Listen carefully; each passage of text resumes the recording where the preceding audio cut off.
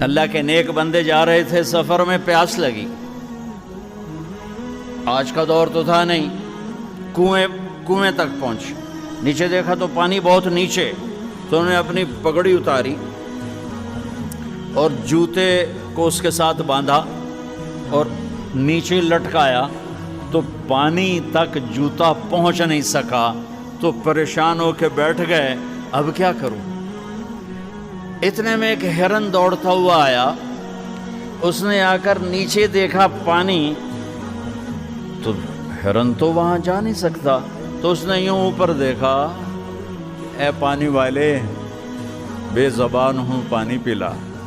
تو پانی ابلتا ہوا اوپر اٹھا اور منڈیر کے آ کے برابر لگ گیا۔ ہرن نے پانی پیا، ہرن کی طفیل اس انسان نے پیا، ہرن پیچھے مڑا، پانی نیچے گیا، تو اس کے منہ سے بے ساختہ نکلا کہ میں انسان،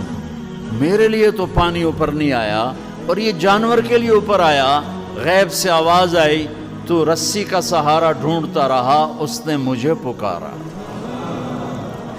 اس نے پانی والے رب کو پکارا۔